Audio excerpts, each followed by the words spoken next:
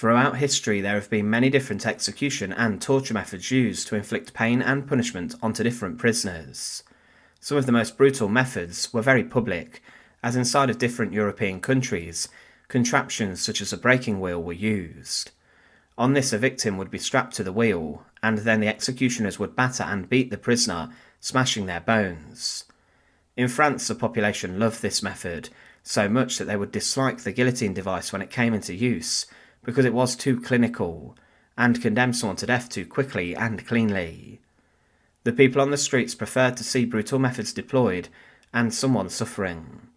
Inside of Germany there was an execution and torture device and method which was very much not public, and it was similar to what today is known as the oubliette, a small cramped dungeon which became known for its terrible conditions. But what made the Angstloch so brutal and barbaric? Welcome to the Fortress. To support our channel, please make sure to subscribe. One of the roughest and most brutal torture methods used throughout the centuries was the oubliette, a dungeon found in many different castles and fortifications across Europe. These dungeons were so small and cramped that the prisoner often was locked inside of different positions, and they were forced into this, and it would be agony for days on end. The point of the oubliette was for someone to be forgotten inside of the dungeon, and this was done to many people who were the enemy of the king, royal family, earls or powerful landowners, and they were locked inside the dungeon for them never to come out.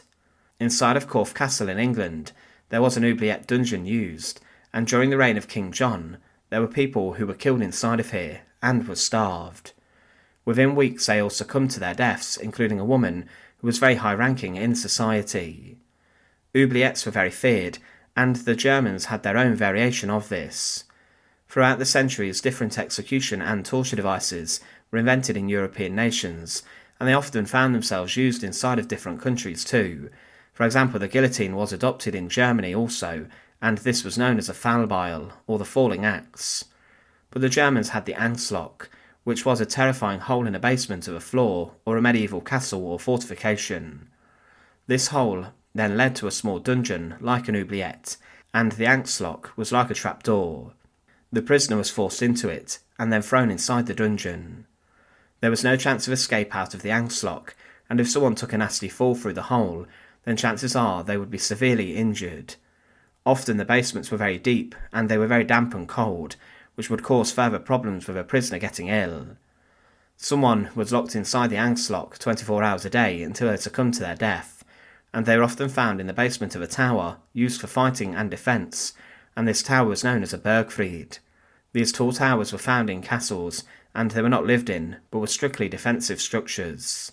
The Angstloch, as well as being torture, may have been used for other purposes too. For example, it's likely that it became a storeroom, or even a place for defenders of the castle to store their weapons, which could be then pulled up to the Bergfried when it was needed. Today there are still a number of Angstloch dungeons that are found inside of German castles, and they can be viewed and visited, and they show a huge drop in the dungeon before where someone would be forgotten. The Angstloch translates into English as the fear hole, and it certainly was a terrifying dungeon. One can be seen at Wildeburg Castle and Altena Castle, but this was a variation of the oubliette, where someone was thrown into a basement and was left to rot and forgotten. Thanks for watching. To support our channel, please make sure to subscribe, and once again, thank you so much for watching.